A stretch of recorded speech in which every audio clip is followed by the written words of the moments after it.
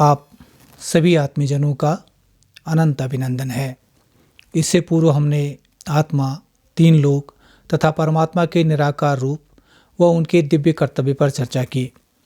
आज का विषय है सर्व आत्माओं के पिता कौन हैं, जो सभी धर्मों, मजहबों, पंथों में स्वीकार्य हों।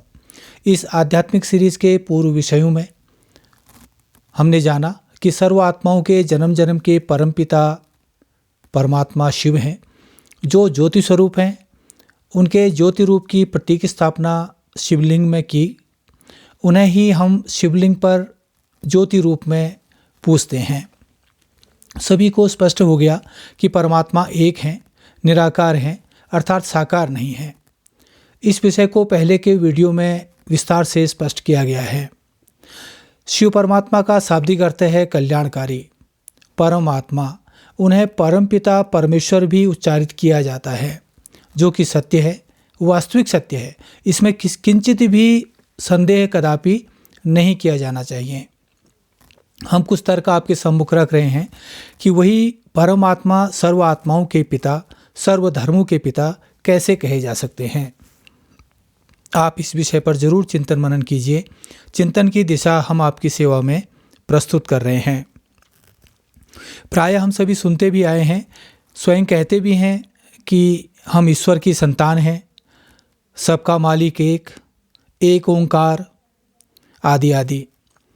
श्रीमद् भागवत के 11वें अध्याय में उल्लिखित है, त्वमाविदेवः पुरुषः पुराणः त्वमस्य विश्वस्य परम निधानम वेतास्य वेद्यं च परं च धाम त्वया ततं विश्व अनंत रूप।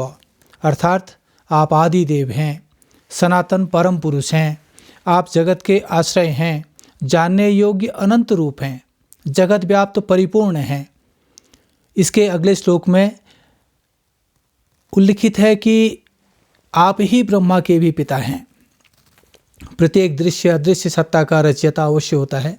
सनातन रीति में पूजा विधान परमात्मा को ही इंगित करती है।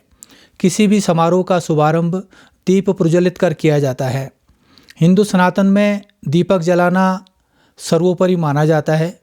शुभ कार्य, पूजा, आराधना आदि के समय दीप प्रज्वलित किया जाती है। किसी की मृत्यु हो जाने पर उसकी अंतिम विदाई उसके शव के भ्रुकुटी पर कपूर आदि से दीपक जलाकर की जाती है। साथ ही उसके क्रियाकर्म संस्कार में अखंड रूप से परमात्मा के प्रतीक स्वरूप दीपक जलाया जाता है। सभी ग्रंथों में परमात्मा को आदिदेव, परम आश्रय, पुराण पुरुष, निजानंद इत्यादि नामों से संबोधित किया जाता है। इस्लाम में अल्लाह को नूर इलाही कहा जाता है, अर्थात अल्लाह नूर है, प्रकाश स्वरूप है। इबादत पर हाथ ऊपर की ओर किए जाते हैं। इब्राहिम तथा मोहम्मद द्वारा संग अस्वद की स्थापना मक्का में की गई।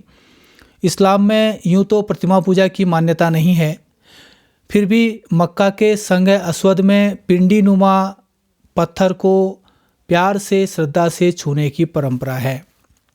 इटली में रोमन कैथोलिक भी इसी प्रकार की प्रतिमा को श्रद्धाभाव से पूजते हैं। ईसा मसीह ने कहा गॉड इज़ लाइट, और मोमबत्ती जलाकर प्रेयर की जाती है।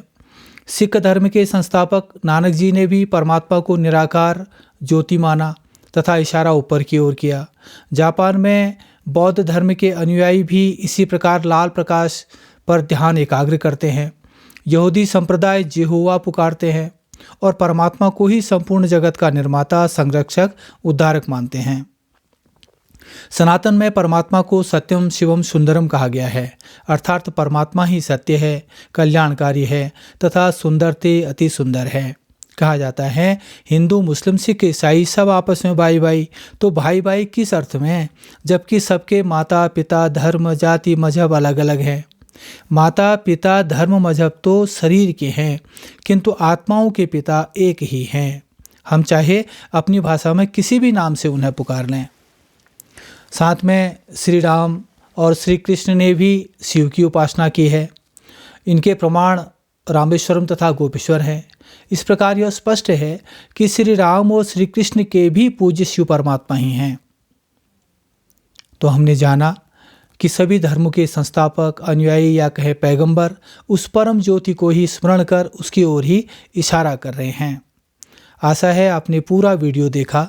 मुझे पूर्ण विश्वास है कि आप सर्व आत्माओं के शिव पिता की इस व्याख्या से पूर्णतया सहमत होंगे तथा उस परम पिता परमात्मा से संबंध रखकर उनकी याद से शक्ति संपन्न बनेंगे। हम आपकी उन्नत, उज्जवल आध्यात्मिक दिशा की ओर अग्रसर होने की हार्दिक शुभेच्छा व्यक्त करते हैं। धन्यवाद।